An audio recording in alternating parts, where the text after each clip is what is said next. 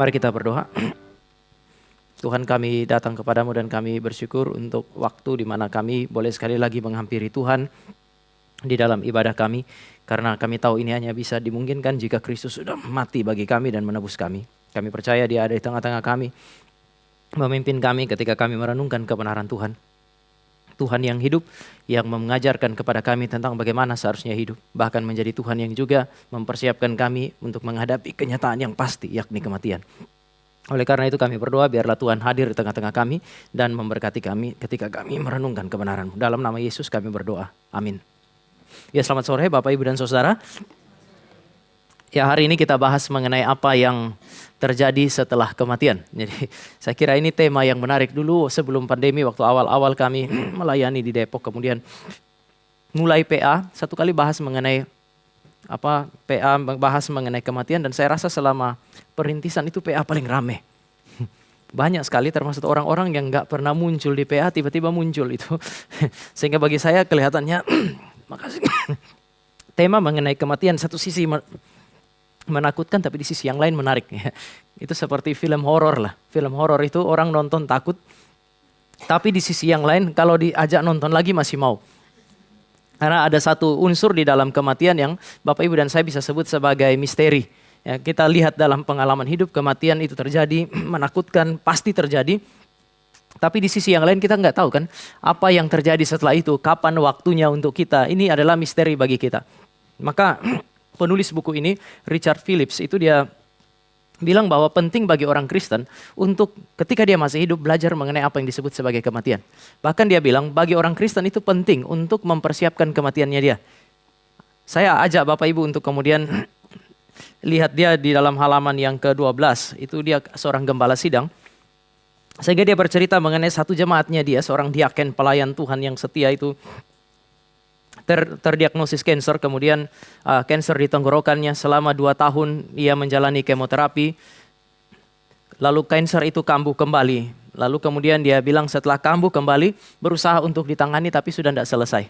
Lalu setelah dokter mengambil keputusan bahwa sudah tidak mungkin lagi tertolong, suami istri ini datang kepada dia. Selama itu mereka selalu berdoa minta kesembuhan segala macam. Setelah 2 tahun lalu kemudian suami istri ini datang, kasih tahu bahwa sudah tidak ada lagi kemungkinan untuk sembuh. Ini jawaban gembala sidangnya. Sekarang marilah kita mempersiapkan Anda untuk mati. Kira-kira kalau Bapak Ibu punya gembala sidang begitu gimana? Saya tanya supaya saya besok-besok. Tapi mereka sudah berjuang supaya orang ini hidup. Berdoa supaya ada mujizat. Tetapi setelah sudah tidak mungkin kan ini berarti kematian pasti akan terjadi. Menurut dia sudah tidak ada hal yang lain kecuali dengan jujur dia bilang, sekarang marilah kita mempersiapkan Anda untuk mati. Dia bilang meskipun kata-kata saya tampak begitu berani, tetapi sebagai pelayan Injil saya merasa terdorong hari itu untuk menegaskan bahwa hanya Injil yang dapat mengajari kita bagaimana menghadapi kematian.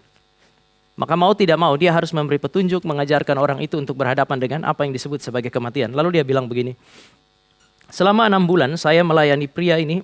Sebelum kematiannya, kami sering bertemu.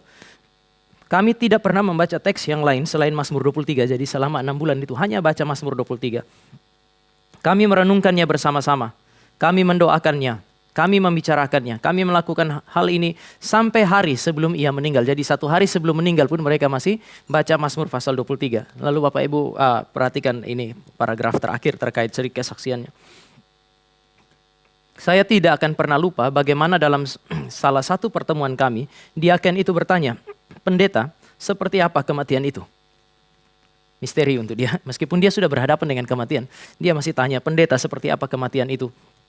Seperti kebanyakan dari kita, ia takut terhadap pengalaman aktual dari kematian. Lalu dia bilang begini, orang yang sudah dipersiapkan 6 bulan untuk berhadapan dengan kematian pun masih begitu takut terhadap kematian. Apalagi kalau Bapak, Ibu, dan saya tidak pernah mempersiapkan diri untuk berhadapan dengan apa yang disebut sebagai kematian. Maka yang paling bijak bagi orang Kristen adalah mempersiapkan diri untuk berhadapan dengan kematian. Maka saya mau mulai dengan mengajak kita untuk melihat slide yang pertama. Mengapa Bapak, Ibu, dan saya perlu memikirkan mengenai kematian, bahkan mempersiapkan diri kita untuk berhadapan dengan kematian. Yang pertama, Alkitab kita adalah Alkitab yang mengakui bahkan menerima fakta kematian. Alkitab kita ngomong ini Alkitab beda dengan banyak kebudayaan. Kalau Bapak Ibu dan saya lihat, banyak sekali kebudayaan yang tahu mengenai kematian, mengakui kematian itu terjadi tapi tidak mau membicarakannya. Alkitab kita berbeda. Karena dia datang dari Tuhan yang hidup, yang sanggup untuk mengalahkan kematian. Maka tidak sungkan Tuhan kita itu justru untuk berbicara mengenai kematian. Dia bukan hanya mengakui kematian ada, tapi dia mengafirmasi realitas kematian itu. Sehingga bagi saya ini adalah petunjuk bahwa Alkitab itu mau menegaskan ketika orang Kristen berhadapan dengan kematian. Banyak orang menganggap itu sebagai sebuah kekalahan, tetapi di dalam Kristus, di dalam Allah yang tahu mengenai kematian, menerima, mengafirmasi kematian. Itu berarti orang Kristen tidak selalu mengalami kekalahan ketika berhadapan dengan apa yang disebut sebagai kematian. Kecuali kalau Bapak Ibu dan saya ketika berhadapan dengan kematian, kita menyangkali Tuhan kita, itulah kekalahan yang sesungguhnya. Alkitab bercerita mengenai kematian paling tidak dari 3 hal ini dan kita akan pelajari. Yang pertama adalah kematian adalah sesuatu yang asing bagi orang percaya. Kematian itu sebenarnya hari ini natural, tapi sebenarnya kan ini bukan sesuatu yang natural. Kita sering bilang manusia tercipta dari debu. Itu berarti dia tidak pernah punya pengalaman dengan kematian kan sejak awal. Debu itu sesuatu yang mati. Dia tidak tahu apa itu hidup, apa itu mati. Ketika Allah membentuk debu tanah ini menjadi manusia, menghembuskan nafasnya, satu-satunya yang dia tahu atau yang dia alami adalah hidup. Dan Alkitab bilang sungguh amat baik, artinya hidup adalah kondisi yang sungguh amat baik dan hidup berarti sungguh amat baik berarti tidak ada benih kematian. Kenapa kematian itu asing? Karena sejak pertama kali Allah menciptakan manusia, tidak ada benih kematian. Kita perlu membedakan antara potensi, ada yang bilang Allah mencipta manusia dengan potensi mati. Yang namanya potensi itu hanya tunggu waktu untuk jadi aktual. Tapi Allah nggak taruh benih, Allah tidak taruh potensi mati pada kita. Kemungkinan mati ya, ini 2 hal berbeda. Ada kemungkinan untuk mati kalau manusia melawan Allah. Tapi kalau dia taat, dia menjadi tidak mati.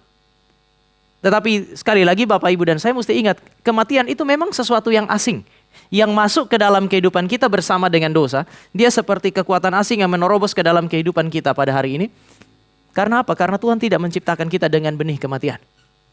Mari kita baca sebentar Roma pasal yang ke-5 ayat 12 sampai 14.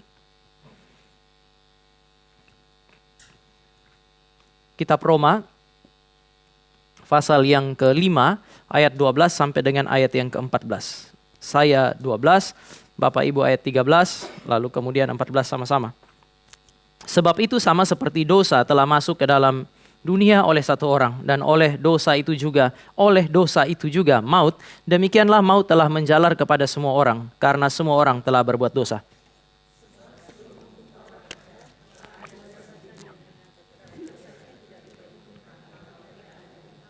Sama-sama. Sungguh pun demikian, maut telah berkuasa dari zaman Adam sampai kepada zaman Musa, juga atas mereka yang tidak berbuat dosa dengan cara yang sama seperti yang telah dibuat oleh Adam, yang adalah gambaran Dia yang akan datang. Jadi sejak dosa masuk ke dalam dunia, setelah Adam jatuh di dalam dosa, kematian masuk bersama-sama. Seolah kematian itu menunggangi dosa ketika dosa masuk ke dalam dunia. Jadi mereka masuk secara bersama-sama. Sebelumnya nggak ada. Sama seperti Allah tidak menciptakan manusia sebagai orang yang berdosa, Allah juga tidak menciptakan manusia sebagai orang yang memiliki potensi mati. Namun setelah itu, kematian adalah sebuah kepastian. Kita perlu membicarakan mengenai kematian, karena kematian itu bisa dialami oleh orang yang tua, orang yang muda. Tadi Bu Rusmina bercerita mengenai anak yang masih muda bisa juga mengalami kematian. Kadang-kadang anak kecil juga mengalami kematian. Anak yang masih ada dalam kandungan juga bisa gugur di sana. Ada orang yang sehat, ada orang yang sakit. Kita terkejut dengan orang yang tadinya sehat, tiba-tiba Bapak Ibu dan saya dengar kabar sudah tidak ada. Kadang-kadang kan tidak terduga itu. Di dalam keluarga kami pernah ada yang sakit itu suaminya. Sehingga kami semua berpikir suaminya yang akan meninggal duluan. Ternyata istrinya itu kolaps lebih dulu. Karena mungkin terlalu lama merawat suaminya itu. Lalu setelah itu istrinya yang lebih dulu meninggal, baru kemudian menyusul suaminya. Gak ada yang pernah duga itu. Kematian pasti terjadi dan Bapak Ibu dan saya tidak bisa bilang, oh itu masih jauh. Siapa yang bilang? Kita tidak pernah tahu apa yang akan terjadi segera setelah Bapak Ibu dan saya keluar dari tempat ini. Saya masih ingat persis, waktu kami kuliah di I3, satu kali ada doa pagi. Doa pagi itu jam 4:30 pagi. Semua mahasiswa ada di situ, lalu ada satu pengkhotbah, orang Batak, dia khotbah. Sudah lama, dia kena jantung 15 tahun dan dilarang untuk berkhotbah selama itu. Tapi akhirnya dia datang kepada pimpinan dan dia bilang, saya rasa saya sudah cukup oke untuk khotbah. Jadi setelah 15 tahun, itu pertama kali dia khotbah. Di atas mimbar dia naik, Bapak Ibu kita masih ingat apa? Segala sesuatu kuanggap sampah itu. Jadi dia khotbah, sementara dia khotbah, lalu kemudian ada masa itu kayak jeda cukup lama. Kami tuh berpikir dia lagi baca Alkitabnya. Mungkin dia sementara menahan sesuatu dengan kondisinya dia. Gak lama kemudian tuh cuman bunyi kayak duk. Kami lihat dia punya kepala itu kena ke mic. Lalu dia jatuh. Waktu diangkat dibawa ke rumah sakit, sudah enggak ada. Dan yang menguburkan dia adalah teman akrabnya dia yang melanjutkan khotbahnya dia. Jadi temannya itu eksegesis kata sampah itu, saya ingat betul dia sampai pada kata sampah itu, dia kayak lupa kata aslinya sehingga kami pikir dia sementara buka catatannya dia. Tetapi nggak ada yang pernah menduga bahwa kematian menjemput dia sementara ada di dalam pelayanan. Istrinya terkejut, anak-anaknya terkejut, kami semua terkejut. Orang-orang yang dekat dengan dia tidak menginginkan hal itu terjadi. Dia dekat dengan kami karena saya tahu ini seorang pendoa syafaat. 1 tahun sebelum dia meninggal itu saya pergi ke Batam. Dengan judul skripsi sudah ada, lalu kemudian dia tanya ke saya, Tama, kamu akan pergi ke Batam? Iya, saya dengar kamu lagi tulis skripsi, judul skripsimu apa? Saya kasih tahu dia dan dia berdoa selama 1 tahun untuk judul skripsi itu. Setelah 1 tahun Bapak Ibu saya pulang, saya ganti judul skripsi. Dan saya nggak kasih tahu dia masih berdoa terus. Lalu begitu ketemu di jalan dia bilang, Tama, saya 1 tahun ini terus berdoa untuk kamu. Saya yakin kamu lulus. Dalam hati saya juga nggak setiap hari berdoa untuk skripsi saya. Tapi dia terus berdoa. Lalu dia bilang, saya masih ingat judulnya. Dia sebut judul itu dan tepat persis. Saya tuh sampai sungkan mau bilang sudah ganti judul. Jadi saya diam aja. Saya pikir berharap dia nggak datang waktu ujian karena judulnya berubah. Tapi wah, itu orang yang secara personal itu membentuk cara pandang saya terhadap doa. Sehingga begitu dia jatuh kemudian dia meninggal itu mempengaruhi banyak orang. Tapi yang saya mau katakan adalah orang yang sakit, orang yang muda, orang yang kita pikir sudah segera berhadapan dengan kematian, orang yang masih jauh dari kematian, dia tidak bisa berbicara apapun. Alkitab berbicara tentang kematian untuk mempersiapkan hal ini bagi Bapak Ibu dan saya.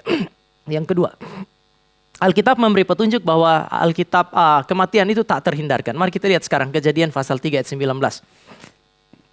Seringkali Bapak Ibu dan saya membaca bagian ini lewat begitu saja. Kejadian pasal yang ketiga, ayatnya yang ke-19. Ini bercerita apa yang kita cari dan apa yang kita jumpai. Kita baca sama-sama, 2, 2, 3. Dengan berpeluh engkau akan mencari makananmu, sampai engkau kembali lagi menjadi tanah. Karena dari situlah engkau diambil. Sebab engkau debu dan engkau akan kembali menjadi debu. Coba perhatikan ayat ini. Dengan berpeluh engkau akan mencari makananmu. Ini kan menggambarkan perjuangan kita adalah perjuangan untuk hidup kan ya. Makanya ada bahasa kita di Indonesia itu kan pergi kerja, kemana? Cari makan, cari hidup. Kita bekerja untuk mempertahankan hidup, mencari kehidupan kita. Dan seumur hidup, Tuhan bilang, seumur hidupmu kamu akan berjuang untuk mempertahankan hidup. Dan mempertahankan hidup ternyata susah. Makanya dia pakai kata, dengan berpeluh engkau akan mencari makananmu. Dengan berpeluh engkau akan berusaha untuk mempertahankan hidup. Mempertahankan hidup itu susah. Oleh karena itu mesti ada dokter Maggie. Kita mempertahankan sendiri nggak bisa, perlu asistensi dokter misalnya. Itu sesuatu yang sulit sebenarnya. Dan Tuhan mengakui itu. Kamu ingin hidup, kamu berjuang untuk hidup. Tetapi coba lihat kalimat selanjutnya. Sampai engkau kembali menjadi tanah. Saya bikin kapital kata sampai engkau menjadi tanah. Kata sampai mengandaikan ada proses. Proses kita untuk berjuang untuk hidup sebenarnya di saat yang sama merupakan perjalanan menuju satu titik yang sudah pasti, yaitu kematian. Jadi kamu kerja keras untuk hidupmu, kata Tuhan. Tapi kamu harus tahu bahwa sudah pasti. Itu adalah proses di mana kamu menuju kepada kematian. Kita ini kan mulai lahir sampai dengan perjalanan hidup kita, itu kan berproses, berjalan perlahan-lahan menuju kepada kematian. Ada seorang penulis yang mengatakan sejak kita lahir, proses hidup kita adalah proses yang sama berjalan menuju kepada kematian. Jadi itu satu proses yang di waktu yang sama berjalan secara serentak. Dia berjalan sekaligus itu. Kita tidak bisa menghindari fakta ini. Fakta kemerosotan. Kalaupun kita baik-baik saja, kita akan menemukan bahwa pada usia tertentu rasanya kita jarang sekali berurusan dengan obat-obatan. Setelah itu kita akan terus berbicara mengenai obat. Dulu saya tidak percaya ketika ada yang bilang, Tama, saya pergi sekali ke Semarang, ada orang tua. Dia pengurus, dia tanya, Tama suka makan apa? Saya bilang babi. Lalu kemudian dia bilang jeroan, saya bilang kalau ada saya suka. Dia tanya umur berapa? 31, oh masih ada 9 tahun lagi. Ayolah katanya. Jadi kami pergi nasi goreng babat segala macam itu. Dia bilang 9 tahun. Tapi kalau sudah 40 jangan.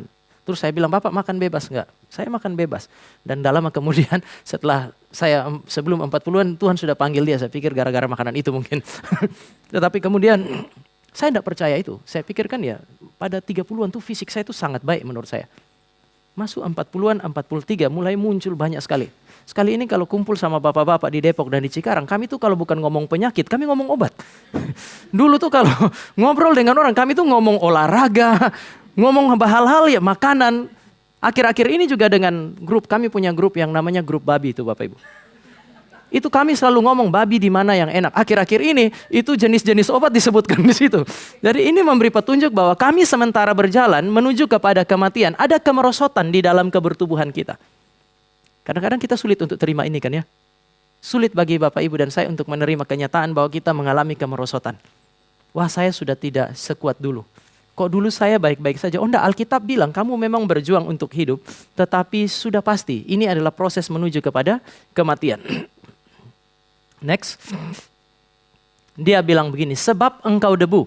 Engkau debu dan engkau akan kembali menjadi debu. Kematian adalah sebuah kepastian. Dia asing dan menakutkan sekaligus natural dan wajar. Tadi kan di awal kita bilang itu asing. Tapi setelah manusia jatuh dalam dosa, ini wajar. Makanya kalau kita dengar tadi ada orang 90 tahun kita bilang apa? Wah 90 tahun ya. Kenapa? Karena normalnya 50 juga sebagian lewat udah. Kematian itu sesuatu yang normal hari ini, sesuatu yang wajar. Sehingga kalau umur panjang itu sesuatu yang hebat bagi kita. Sebenarnya itu sesuatu yang tidak natural. Namun di dunia kita hari ini adalah hal yang sangat natural. Maka tadi saya bilang orang tua, orang muda, orang sehat, orang sakit, orang kaya, orang miskin. Sama-sama memang harus bersiap untuk berhadapan dengan kematian. Karena yang pasti adalah kematian. Ada hotel, ada rumah sakit yang gak ada angka 4. Kita tahu filosofi itu. Tapi tetap di rumah sakit yang liftnya tidak ada angka 4, kita tetap menjumpai kematian. Jadi mau ada angka 4, nggak ada angka 4, tetap angka 4 itu datang menjumpai kita. Jadi kita nggak bisa menghindari itu. Ini sebuah kepastian menurut Alkitab. Dan bagi saya Alkitab dengan jujur berbicara kepada kita, alih-alih menyembunyikan fakta kematian untuk kita. Yang ketiga, apa yang dikatakan oleh Alkitab tentang kematian? Meskipun itu sebuah kepastian, Alkitab tetap bilang ya kematian itu sesuatu yang sangat buruk. Mari kita lihat salah satu momen di mana Tuhan Yesus menangis. Injil Yohanes pasal yang ke-11.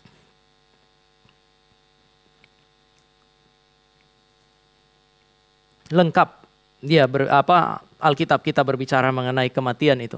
Ayat 33. Saya baca 33, Bapak Ibu membaca ayat yang ke-35. Ketika Yesus melihat Maria menangis dan juga orang-orang Yahudi yang bersama-sama dengan dia, maka masgullah hatinya. Ia sangat terharu dan berkata,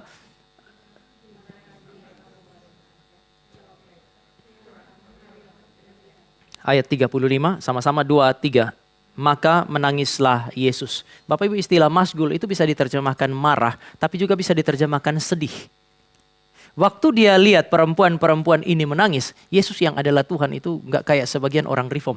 Orang lagi nangis kita bilang jangan menangis. Kamu percaya kedaulatan Allah? Enggak. Lah orang lagi menangis ngapain kita ajar doktrin sampai susah itu? Yesus tuh memiliki empati sebagai seorang manusia ketika berhadapan dengan manusia dan kemudian dia bisa susah hati lihat orang lain menangis. Dikatakan dia terharu, dia tanya di mana mayatnya Lazarus itu dibaringkan. Lalu kemudian ketika sampai di sana Yesus menangis. Tangisan Yesus memberi petunjuk kepada kita bahwa kematian itu sesuatu yang buruk. Kematian tidak boleh diinginkan. Makanya kalau kita marah sama anak, jangan bilang mati aja. Mungkin ibu-ibu di Cikarang nggak begitu kan ya. Tapi saya berkali-kali tuh kalau papa saya tuh kalau sudah marah, dia jarang pukul. Cuman kata-katanya kadang-kadang menyakitkan.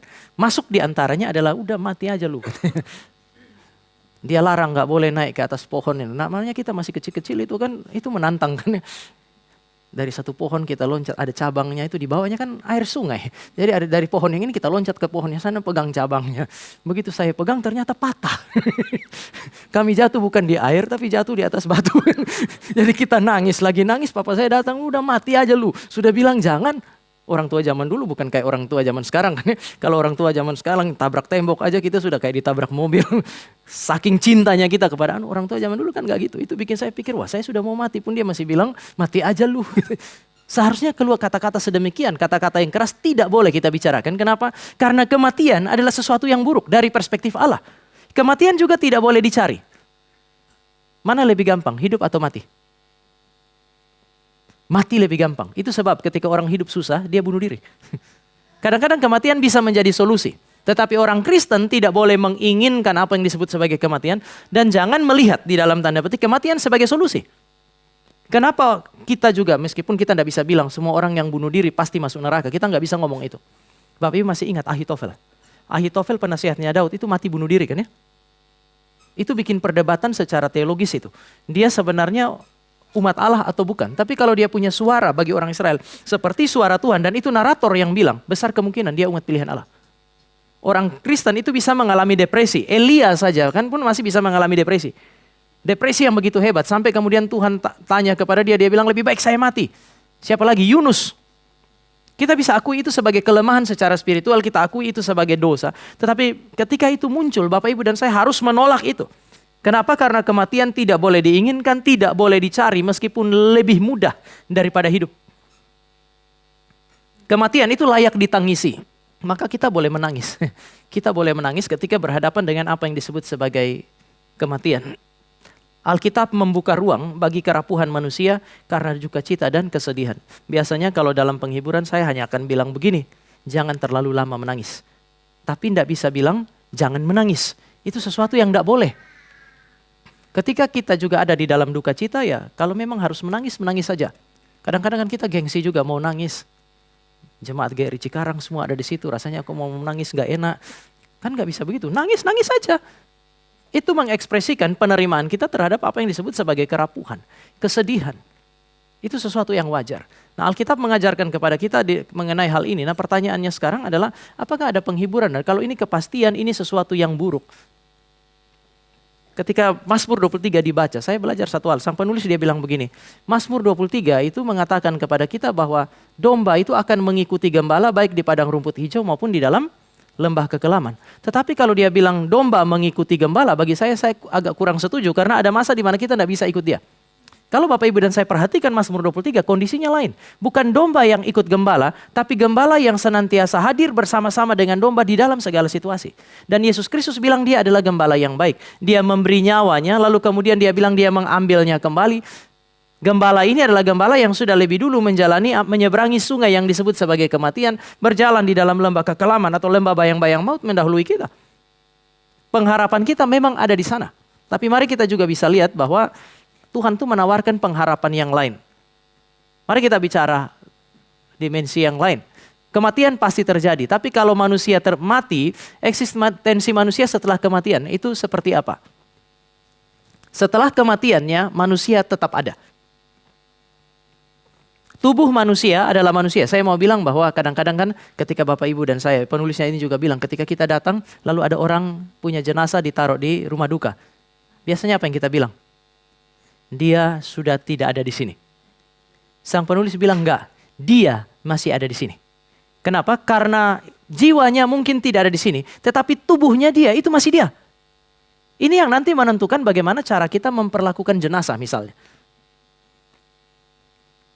Tubuh manusia adalah manusia. Yohanes 19, mari kita lihat. Injil Yohanes pasal yang ke-19 terkait dengan mayat Yesus atau jenazahnya Yesus Kristus. Injil Yohanes pasal yang ke-19 ayatnya yang ke-40. Kita baca bergantian 40 sampai 42. Mereka mengambil mayat Yesus, mengapaninya dengan kain lenan dan membubuhinya dengan rempah-rempah menurut adat orang Yahudi bila menguburkan mayat. 41-42.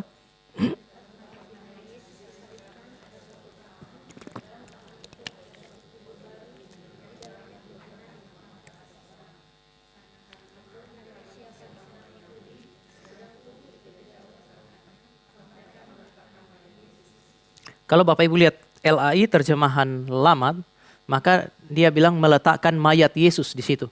Tapi kalau kita lihat terjemahan baru 2, maka Bapak Ibu dan saya akan menemukan kata mayat itu sudah disingkirkan. Karena dalam bahasa aslinya kata mayat nggak ada sebenarnya.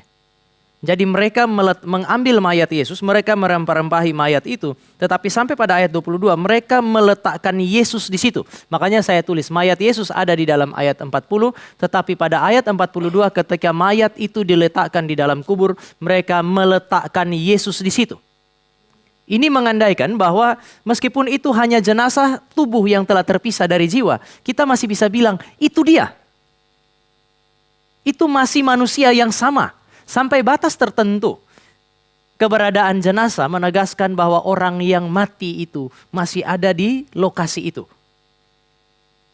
Ini akan menentukan Bapak Ibu dan saya punya cara memperlakukan. Kalau penulis buku ini berdasarkan keyakinan, inilah dia menolak kremasi sebenarnya.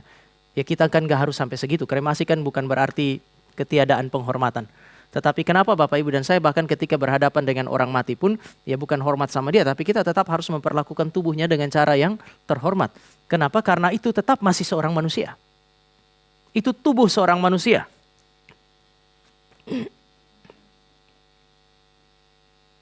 Sekali lagi sampai batas tertentu, keberadaan jenazah menegaskan bahwa orang yang mati itu ada di dalam lokasi tertentu.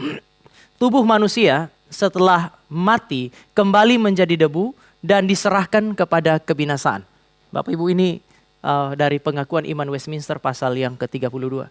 Ada di situ tetapi setelah dikuburkan maka dia akan kembali menjadi debu dan diserahkan kepada apa yang disebut sebagai kebinasaan. Ya kalau yang dimaksud dengan binasa itu bukan neraka Bapak Ibu, tetapi binasa itu dalam pengertian tubuh itu akan kembali menjadi debu. Kan kita sudah tidak bisa lihat lagi itu. Dia akan kemudian menjadi hancur. Besok kita gali kuburnya pun, bahkan tulangnya pun sudah nggak ada. Ini yang dimaksud dengan binasa di sana. Habis. Meskipun itu tubuh akan habis, tetapi mari ketika dia masih ada di depan kita, perlakukanlah dia dengan sangat terhormat.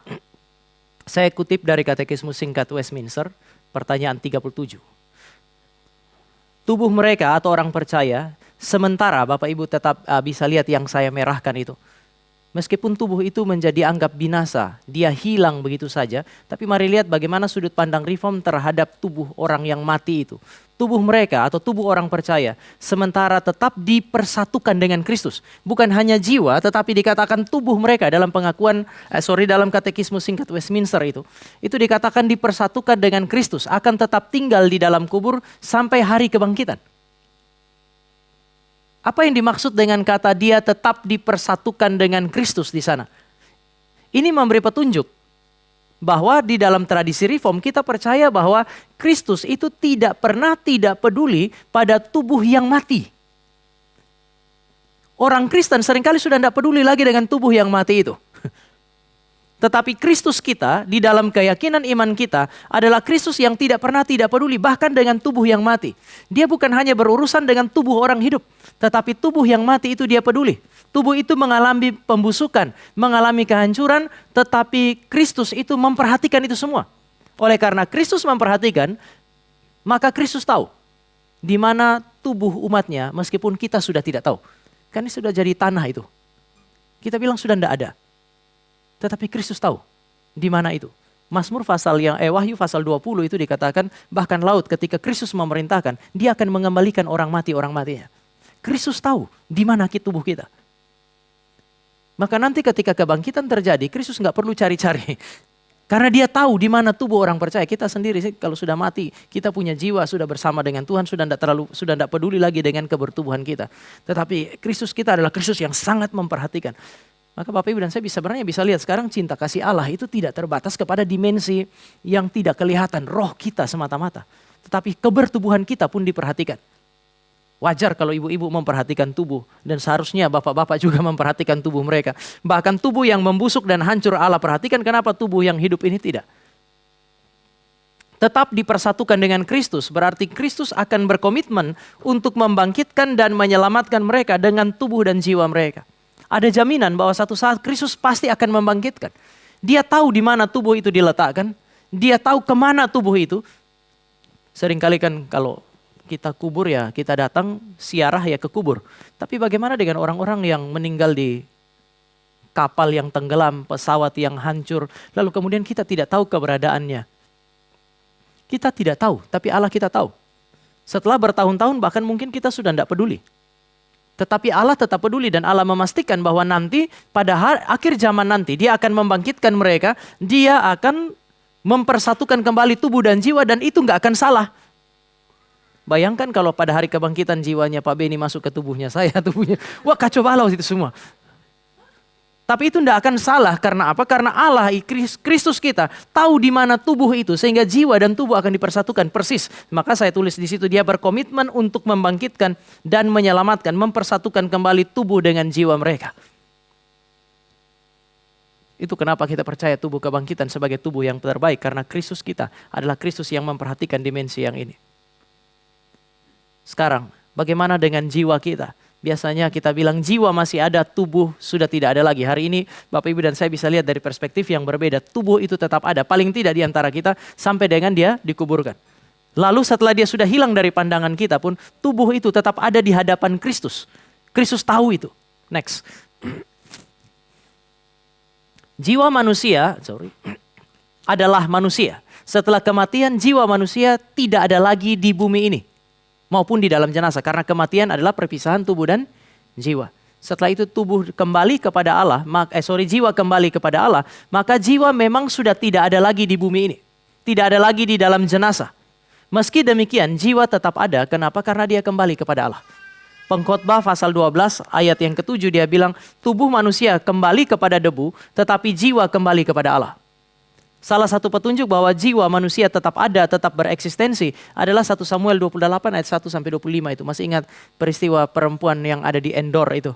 Ketika Saul datang minta bilang saya mau ketemu dengan Samuel. Lalu kemudian kan rohnya Samuel itu datang. Ini kan perdebatan kan ya. Enggak, ada yang bilang enggak itu bukan Samuel. Itu roh iblis yang mirip dengan Samuel. Tetapi kalau Bapak Ibu dan saya lihat di dalam Alkitab, kita kan mesti membedakan antara kisah dengan narator. Ada yang namanya narator. Narator itu penulis kitab. Biasanya kalau narator yang bilang, itu Samuel, kita mesti yakini itu Samuel. Kecuali kalau Saul yang bilang, saya lihat Samuel, bisa jadi dia salah kan ya? Tetapi kalau narator yang diinspirasikan, dia bilang yang datang itu Samuel. Lalu Samuel datang berjumpa dengan Saul. Sehingga para penafsir dan saya setuju bahwa yang datang hari itu adalah roh Samuel. Allah mengizinkan roh Samuel datang berjumpa dengan Saul. Di dalam perjanjian baru, tadi saya juga kutip Matius pasal 17 ayat 1-13, Bapak Ibu dan saya menemukan bahwa Elia dan Musa berjumpa dengan Yesus Kristus. Di mana? Di bumi ini. Tidak selalu itu terjadi, tetapi Allah memberikan kemungkinan untuk sewaktu-waktu di dalam konteks pewahyuan Elia dan juga Musa, yang Musa kan mati, Elia naik ke surga ya. Musa yang sudah mati itu kemudian datang bercakap-cakap dengan Yesus Kristus. Artinya ini kan pribadi-pribadi yang tetap ada, mereka tidak hilang. Nah ini penting untuk kemudian kita ingat karena di dalam konteks kekristenan ada yang namanya nihilisme itu. Percaya kita hidup, tubuh dan jiwa bersatu, begitu kita mati, tubuh hancur, jiwa hilang. Ada yang bilang jiwa kita tertidur, tetapi kisah-kisah ini memberi petunjuk bahwa jiwanya Bapak Ibu dan saya tidak tertidur. Jiwa itu punya kesadaran dan beraktivitas seperti hari ini. Di dalam kitab Wahyu, jiwa orang percaya bisa memuji Tuhan. Jiwa orang percaya bahkan menuntut apa yang disebut sebagai keadilan. Ini memberi petunjuk bahwa jiwa kita ada. Jiwa tetap memiliki apa yang disebut sebagai kesadaran. Nah pertanyaannya sekarang adalah, kalau tubuh itu ada, lalu kemudian dia pergi, dia ada di hadapan Allah, meskipun sudah tidak ada lagi di hadapan kita. Sekarang jiwa juga, dia terpisah dari tubuh, dia kemudian pergi. Maka pertanyaan selanjutnya kan adalah ini, kemana jiwa pergi? Jiwa umat Allah itu akan menikmati sukacita surgawi. Saya kira ini penghiburan. Jiwa orang percaya ada di sorga bersama dengan Allah. Ya banyak perdebatan lah, ada yang bilang seperti ada intermediate state kan ya. Jadi ada dari bumi mengalami kematian, ya ada semacam ruang tunggu baru nanti pergi ke sorga. Saya secara personal, di Reform juga ada posisi itu. Saya secara personal lebih cenderung kepada begitu Bapak Ibu dan saya mengalami kematian, sudah jiwa kita pergi ke sorga. Mari kita lihat misalnya dalam 2 Korintus pasal yang ke-5. 2 Korintus pasalnya yang ke-5, saya baca ayat 1. Nanti Bapak Ibu membaca ayat yang ke-6 sampai dengan ayat yang ke-8. 2 Korintus 5 ayat 1 lalu kemudian ayat 6 sampai 8. Saya baca ayat 1.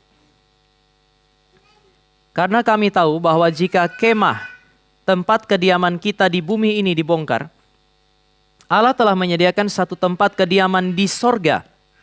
Sekali lagi, Allah telah menyediakan suatu tempat kediaman di sorga bagi kita.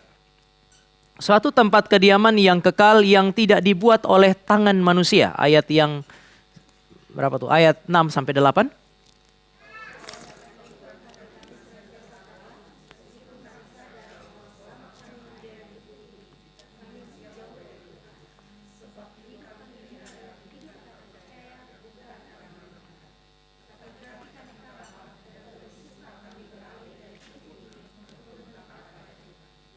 Ini dia berbicara mengenai kematian, dan setelah kematian dia langsung berbicara mengenai jiwa kita pergi ke sorga. Dia tidak pergi ke satu semacam ruang tunggu, tempat persinggahan, tidak. Orang percaya meninggal ya dia ke sorga.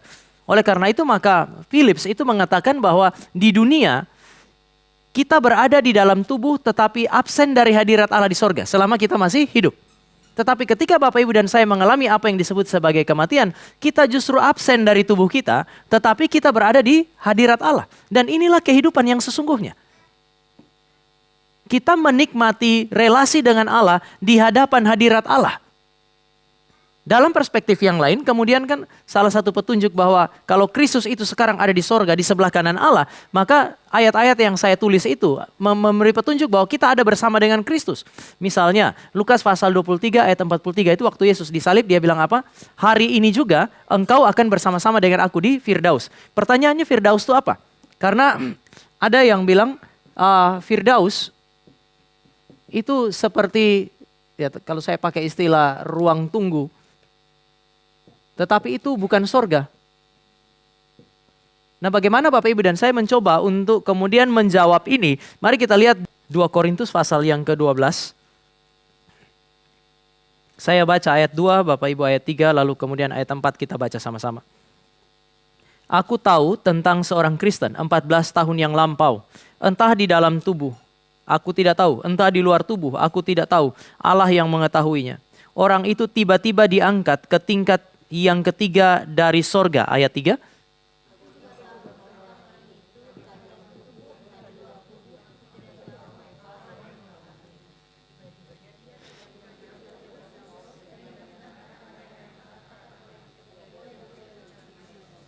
Bapak Ibu, di dalam ayat 2 dia bilang dia diangkat ke tingkat yang ketiga dari sorga. Lalu kemudian ayat yang keempat dia bilang itu adalah Firdaus. Maka Firdaus itu sama dengan tingkat ketiga dari sorga. Nah sekarang tinggal kita mencoba untuk mengerti apa yang dimaksud dengan tingkat 3 dari sorga. Saya kira saya pernah menjelaskan di khotbah itu. Kan orang Yahudi itu gak punya kata yang berbeda untuk langit dengan sorga. Mereka hanya punya satu kata yang sama baik untuk langit maupun untuk sorga. Kalau dalam bahasa Ibrani dia pakai kata samayim. Samayim bisa diterjemahkan langit. Makanya kata itu di dalam Alkitab Perjanjian Lama diterjemahkan langit bergantung konteks, bisa diterjemahkan sorga. Tetapi untuk mempermudah maka mereka menggunakannya pakai tingkatan. Sorga tingkat pertama atau langit tingkat pertama adalah langit yang kelihatan ini dengan mata telanjang. Lalu kemudian di atas yang kelihatan ini kan mereka yakin ada lagi yang tidak kelihatan. Itu sorga tingkat kedua. Sorga tingkat ketiga adalah tempat di mana Allah ada. Nah sekarang dia bilang sorga tingkat yang ketiga, tempat di mana Allah ada, itu sama dengan Firdaus. Maka ketika Tuhan Yesus bilang begini, hari ini juga kamu akan bersama dengan aku di Firdaus. Berarti dia tidak pergi ke tempat yang lain. Mereka pergi ke sorga tingkat yang ketiga, tempat di mana Allah ada, yang hari ini Bapak Ibu dan saya sebut sebagai sorga. Dan di sorga, kalau lihat yang saya catat di situ ya ada persekutuan bukan cuma dengan Bapa, tetapi juga dengan Kristus. Dan ini adalah kerinduannya Yesus Kristus. Mari kita lihat doanya Tuhan Yesus di dalam Yohanes pasal yang ke-17. Apa penghiburan orang percaya ketika mereka harus berhadapan dengan kematian? Yohanes pasal yang ke-17 ayatnya yang ke-24.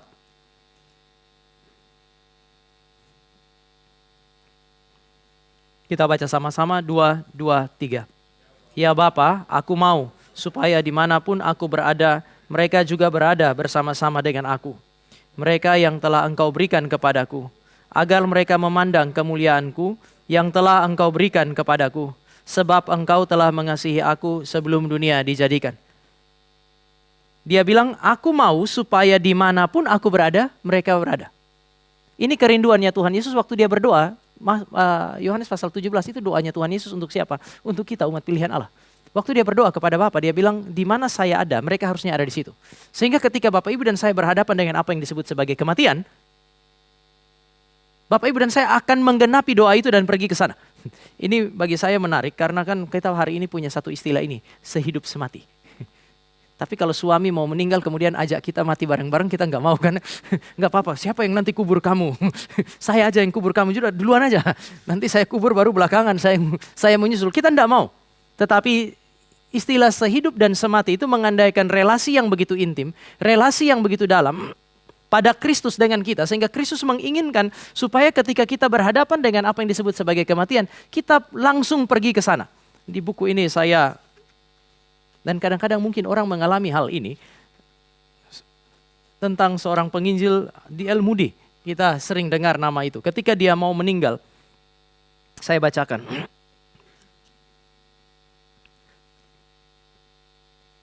D.L. Moody ketika kesehatannya telah memburuk selama beberapa waktu, keluarganya berkumpul di sekitar tempat tidurnya. Pada pagi hari terakhir, anaknya mendengar dia berseru, "Bumi menyusut, sorga terbuka, Allah memanggil." Janggal kan ya? Kadang-kadang kalau kita sudah banyak orang mau berhadapan dengan kematian, dia ingat warisannya. Yang ini enggak, dia bilang, bumi menyusut, sorga terbuka, Allah memanggil. Lalu kemudian anak laki-lakinya bilang begini, "Ayah, apakah engkau bermimpi?" Tetapi Moody menjawab, "Tidak, ini bukan mimpi. Aku telah berada di dalam gerbang. Aku melihat wajah anak-anak." Lalu kemudian sang penulis bilang begini, tidak lama kemudian kondisi Moody sedikit membaik. Tetapi kemudian kondisinya memburuk kembali. Kemudian ia bertanya, "Inikah kematian itu?" Lalu kemudian dia bilang, "Tidak, ini bukan kematian yang buruk. Di sini tidak ada lembah. Ini adalah kebahagiaan. Ini mulia." Putrinya ingin berdoa supaya dia sembuh. Tapi dia berkata, "Emma, jangan mendoakan supaya aku sembuh. Jangan berdoa untuk itu. Allah telah memanggil. Ini adalah hari penobatan ayah. Ayah telah lama menantikannya." Sudah lama dia menantikan itu. Hari itu dia melihat kematian, tetapi bukan melihat sebagai sesuatu yang menakutkan. Dia melihat itu sebagai sesuatu yang mulia. Ini orang percaya. Orang percaya punya jiwa ketika akan kembali kepada Allah. Bahkan ketika berhadapan dengan kematian. Orang seperti D.L. Moody, dia bilang dia melihat kemuliaan. Kemuliaan yang begitu dirindukan sampai anak perempuan yang mengasihi dia mau berdoa supaya dia masih bisa bertahan hidup. Dia bilang jangan doa lagi. Karena kayaknya ini sudah waktunya dan tidak ada yang lebih indah daripada itu. Bapak Ibu, apakah persekutuan dengan Kristus itu indah bagi kita atau tidak? Saya tidak tahu. Tapi jika persekutuan dengan Kristus selama hidup kita itu sesuatu yang indah, maka ketika kematian itu datang, ketakutan kita terhadap kematian itu terlampaui. Dia bilang kok bahwa yang namanya kematian, tidak ada orang yang cukup sakti untuk kemudian gak takut terhadap kematian. Tapi kita tetap bisa melampaui ketakutan kita ketika berhadapan dengan kematian. Salah satu penghiburannya adalah kita punya kepastian bahwa kita bersekutu dengan Kristus di sorga. Kesanalah jiwa Bapak Ibu dan saya pergi. Next. Charles Spurgeon, dia tulis begini. "Kubur adalah tempat pemandian di mana orang Kristen menanggalkan pakaiannya, yaitu tubuhnya. Untuk apa? Untuk dicuci dan dibersihkan. Jiwa terpisah dari tubuh, tubuhnya dibersihkan. Kematian adalah gerbang kehidupan. Maka aku tidak akan takut mati." Saya tidak tahu ketika tadi D.L. Moody itu mati, dia bicara mengenai gerbang. Sekarang Charles Spurgeon pun bicara mengenai gerbang. Pernah ada yang tanya, memangnya ketika kita mati kita lihat gerbang? Saya nggak tahu, saya belum pernah juga kan. Kita semua belum pernah. Tetapi kadang-kadang Allah bekerja di dalam konteks. Sekali lagi, Allah bekerja di dalam konteks. Karena orang Kristen meyakini itu, mungkin Allah menghibur dia dengan membuat dia melihat hal itu. Untuk menghibur hatinya. Kita tidak bisa pastikan mengenai hal ini. Tetapi Charles Spurgeon mengatakan ini adalah tempat pemandian. Kematian membuat kita menanggalkan tubuh kita untuk disucikan, dibersihkan oleh Allah. Tetapi pada saat yang sama dia menjadi gerbang kehidupan. Sekarang kita bisa mengerti Paulus bilang mati adalah keuntungan karena dia bersama dengan Kristus. Sehingga orang mati di dalam Kristus itu akan tetap hidup meskipun dia sudah mati. Di dalam Ibrani pasal 12 ayat 22 sampai 23 kita tidak baca. Tetapi orang yang mengalami kematian mereka menjadi sempurna di dalam kekudusan. Seharusnya sukacita kita ketika kita masih hidup itu bukan hanya sukacita di dalam persekutuan dengan Kristus, tetapi sukacita karena Allah menguduskan ibu dan saya, bapak ibu dan saya di dalam proses yang kita sebut sebagai pengudusan progresif. Karena nanti di dalam kitab Ibrani pasal 12, sukacita orang Kristen di sorga adalah karena mereka telah sempurna di dalam kekudusan.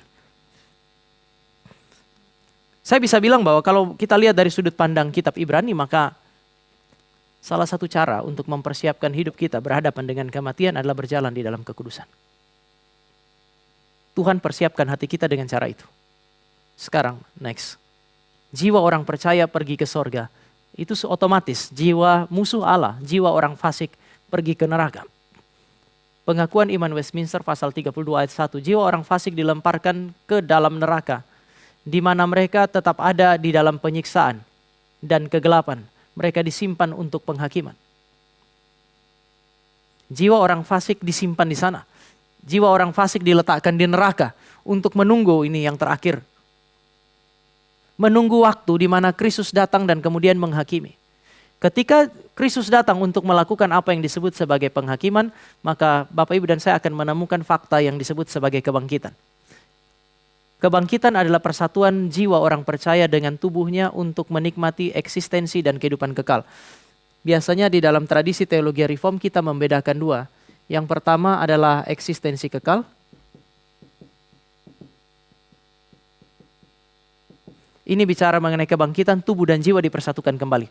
Orang percaya mengalami ini, orang tidak percaya juga mengalami ini kan ya. Ketika Tuhan Yesus datang, yang bangkit itu kan orang Kristen maupun orang yang bukan Kristen, sama-sama dibangkitkan kok.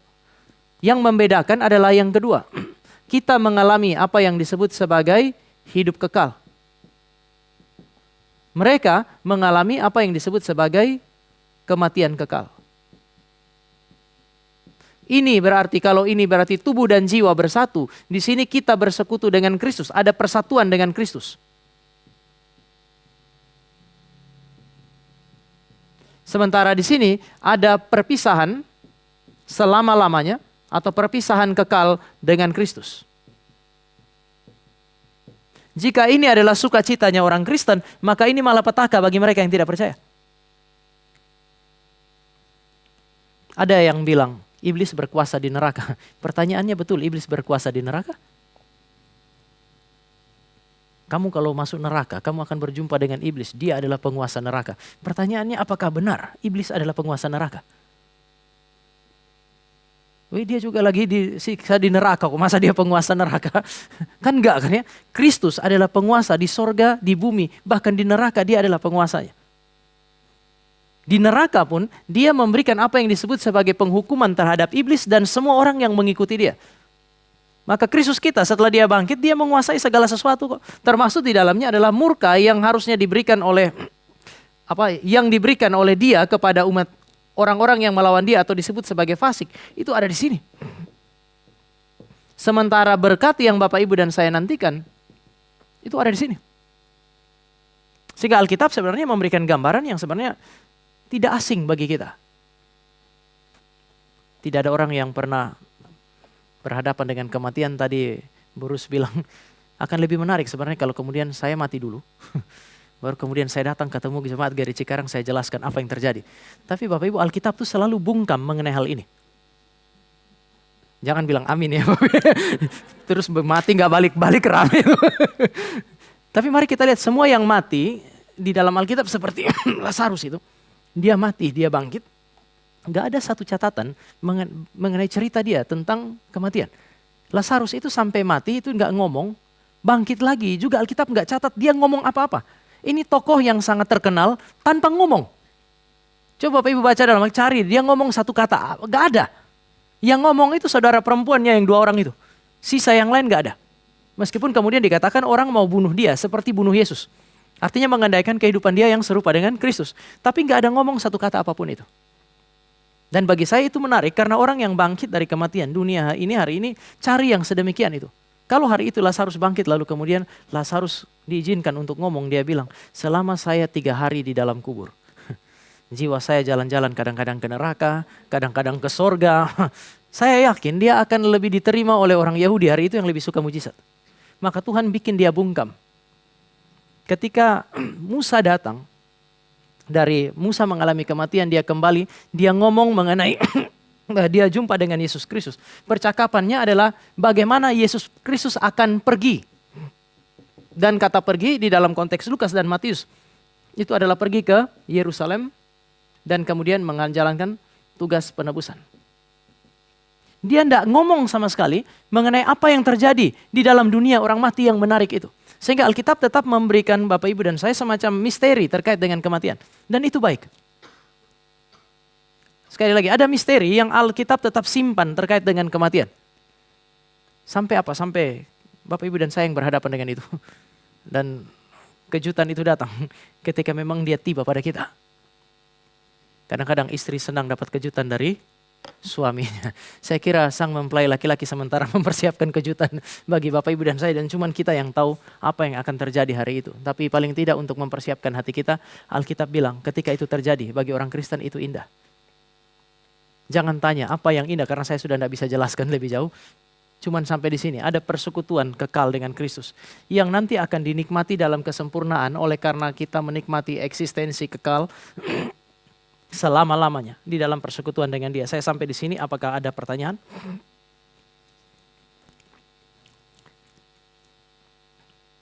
Saya cari beberapa buku yang mencoba untuk memberikan penjelasan tentang apa yang terjadi pada saat orang itu berhadapan dengan kematian. Semua general, gak ada yang cukup spesifik dan bagi saya itu cukup adil. Di dalam Roma 5 ayat 12 sampai 14 yang tadi kita udah baca, ada yang aku kurang mengerti di bagian 13. Sebab sebelum hukum Taurat ada, telah ada dosa di dunia. Tetapi dosa itu tidak diperhitungkan kalau tidak ada hukum Taurat. Yang aku nggak mengerti adalah hukum Taurat itu adanya sejak kapan ya Pak? Hukum Taurat kalau yang kita bicarakan mengenai hukum yang secara spesifik diberikan ke Israel ya sejak mereka ada di Sinai. Sampai dengan masa sepanjang mereka perjalanan itu kan Musa terus menuliskan ya. Sampai dengan Musa mati lalu kemudian beberapa bagian kemungkinan dilanjutkan oleh orang yang bernama Yosua. Tetapi prinsip-prinsip hukum Taurat itu sudah Allah tulis dalam hati manusia sejak manusia diciptakan. Di dalam Roma pasal 1 pasal 2 sebelum sampai pada pasal 5 itu Paulus sudah bilang bahwa Allah menuliskan hukum-hukumnya di dalam hati manusia. Jadi prinsip-prinsip yang ada dalam hukum Taurat itu bukan prinsip yang asing sebenarnya. Hukum Taurat yang tertulis ya dengan apa yang ada dalam hati nggak asing. Oleh sebab itu maka kita akan menemukan jangan mencuri, jangan membunuh, jangan berzina misalnya, itu ada di semua kebudayaan. Kenapa? Karena Allah tulis di sana. Tetapi ketika dikatakan ini sekarang kalau ayat 13 itu memang dia lagi berbicara secara spesifik mengenai hukum yang diberikan oleh Allah tepat setelah Israel ada. Dia bilang sebelum hukum ada telah ada dosa di dunia. Dosa itu tidak diperhitungkan kalau tidak ada hukum. Maksudnya kalau tidak ada, kita mesti bandingkan dengan kalimat Tuhan ini ya melalui Paulus ya. Dari yang lebih banyak tahu lebih banyak dituntut. Ketika hukum Taurat diberikan kepada Israel itu banyak hal yang Allah kehendaki dibuka dengan lebih jelas. Sisa yang lain kan kita cuma tahu tadi jangan berzina, jangan membunuh, jangan mencuri. Itu ada pada semua kebudayaan. Tetapi penjelasan yang lebih dalam itu kan ada di dalam 5 kitab Musa misalnya. Ada di dalam 66 kitab ini. Dengan demikian maka tuntutan Allah menjadi lebih sulit dan kemudian segala sesuatu itu kemudian diperhitungkan. Kita tidak pernah bisa lari. Kalau seandainya Abraham itu ditanya kenapa kamu serahkan istrimu kepada Abimelek, dia masih bisa bilang oh saya nggak tahu. Hari ini kita tidak bisa kan? Kami seorang laki-laki hari ini tidak bisa bilang oh saya tidak tahu. Tuhan akan bilang saya sudah berikan kepada kamu cerita Abraham. Harusnya kamu nggak melakukan hal yang sama. Dengan demikian kan cerita peristiwa yang sama sudah mesti dilihat dari sudut pandang yang berbeda. Satu sebelum hukum Taurat dijelaskan, hukum dijelaskan dengan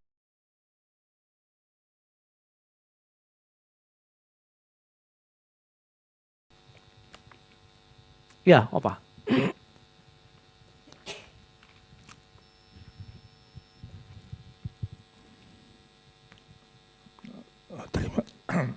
Terima kasih Pak Pendeta. Ya. Ini agak apa sedikit, agak sedikit di luar apa Konteks. Memang ada persamaannya.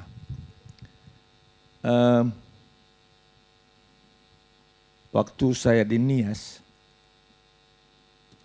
ada yang meninggal, istrinya sepupu saya. Istri almarhum ini. Ya. Jadi sampai kami ke sana, saya terkejut pada saat dia dikuburkan. bukan digali tanahnya, tetapi sudah di keramik. Jadi mayat itu masuk ke dalam, disorong ke dalam. Iya, iya. Disorong ke dalam mayat itu. Tidak pakai peti. Iya, iya. Hanya kain masuk ke dalam. Ke dalam. Saya tanya sama Pak Pendeta yang menguburkan. Pak, apakah memang tidak bertentangan dengan Alkitab itu? Karena manusia dari debu kembali ke debu.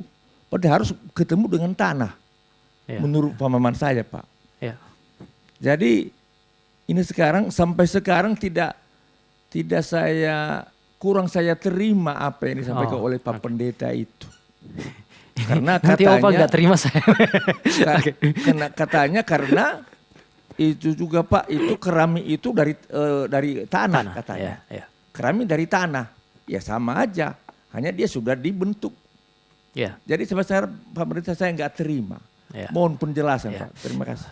Ini dimensi mungkin bukan kepada ini perasaannya Opa atau cara pandangnya Opa pada akhirnya harus kita akui itu kan dimensi kultural. Misalnya di Kupang tuh sampai sekarang orang nggak kremasi. Sehingga pernah satu kali ada orang dari Kupang ini meninggal di sini, lalu kemudian bukan dibawa mayatnya dan nggak dikasih tahu kepada masyarakat di sana bahwa dia dikremasi kan, dikremasi terus taruh di kayak guci gitu.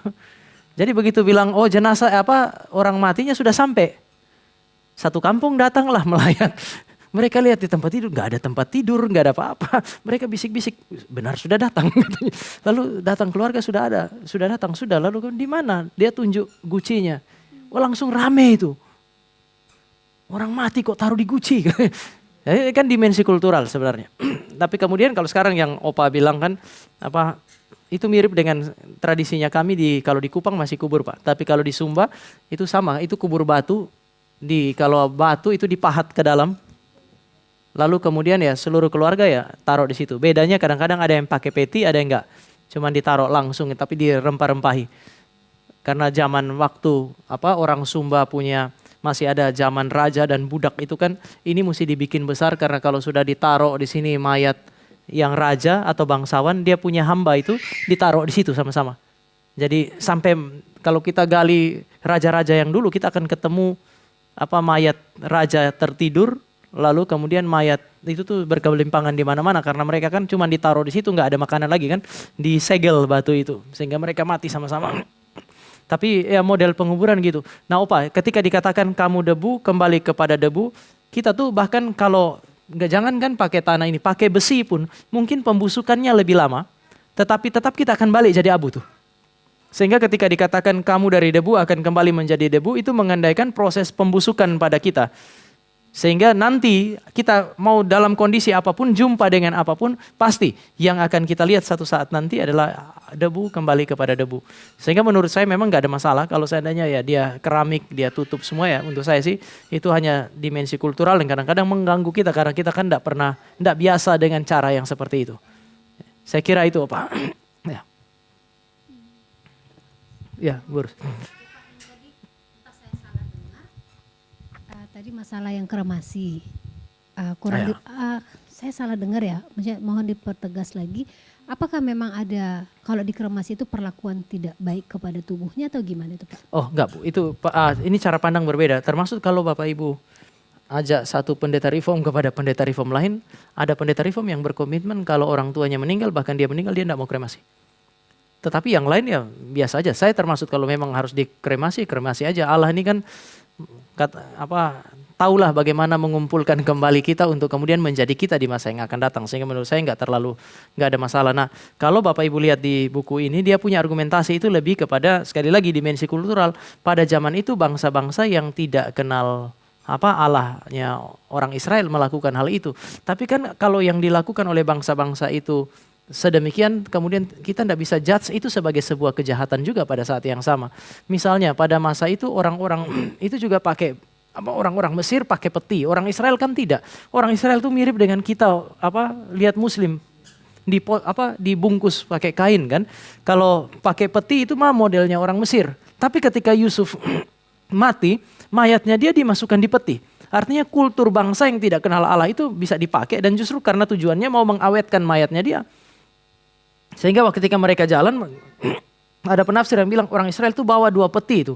Peti pertama adalah tabut perjanjian, yang kedua adalah petinya Musa, itu dipikul selama perjalanan 40 tahun. Jadi menurut saya sih harusnya gak terlalu masalah dengan kremasi itu. Kami berdoa menaikkan syukur kami untuk waktu di mana kami boleh bersama-sama sekali lagi belajar kebenaran Tuhan.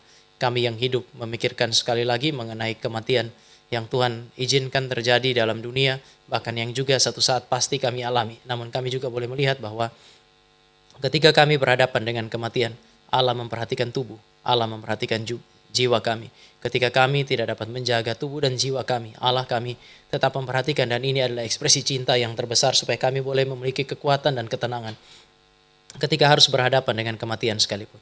Tuhan, ketika hati kami galau, hati kami bergumul dengan kematian ini, hiburkanlah dan kuatkanlah dan ajarlah kami supaya kami boleh memandang kepada Kristus, Sang mempelai laki-laki, Sang gembala jiwa kami di tengah-tengah pergumulan kami.